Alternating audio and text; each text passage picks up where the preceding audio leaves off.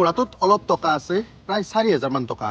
আৰু এই টকাখিনি অলপ বিশেষ এইকাৰণে যে এইখিনি টকা মই আচলতে ফেচবুকৰ পৰা পাইছোঁ আপোনালোকৰ মৰম আৰু আশীৰ্বাদত। আৰু আপোনালোক কথা দিছিলোঁ যে যেতিয়াই মই ফেচবুকত টকা পাম, সেই টকাখিনি দি মই এটা বিশেষ অলপ কাম কৰিম। এইটো হৈছে আমাৰ ৰমেশ আপা স্কুলত গুচি নাজনাই আপা পিছ যাব চলা কিনে বেগে দিয়া পাৰা নাই অলপ অসুবিধা আছে মোটামুটি। আৰু তাৰে কাৰণে মই 2টা বেগ অৰ্ডাৰ দিলোঁ। মই বৰ্তমান ৰমেশহঁতৰ ঘৰত যাই আছোঁ। এই ভাল কামটো মই গাঁৱৰ পৰা আৰম্ভণি কৰিম বুলি ভাবিছোঁ।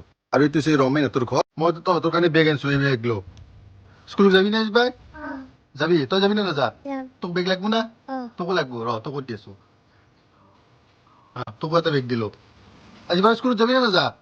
সদায় যাব লাগিব কিন্তু, নেগলে আফলাই মাৰিম তহঁতক। যাবি না? হাইমাত দি এটা। ৰমেনো আপা আপিক বেগ দুটা দিয়ান্তে সুমন মোৰ কাষতে আহিছিল। তোকো কিবা লাগব নেকি? লাগব কি লাগব? বহি ঠিক আছে, এক বহি কেইটামান আনি দিম মই। শান্তি পৰে মনটোত এনেকৈ দুখীয়া মানুহ অলপমান পঢ়াৰ ক্ষেত্ৰত হেল্প কৰিলে। ভিডিঅ'টো যদি আপোনালোকৰ ভাল লাগিছে ধুনীয়াকৈ শ্বেয়াৰ কৰি দিব আৰু যাতে বেলেগক এনেকৈ হেল্প কৰি যাওঁ আৰু জীৱনটোত। Thank U.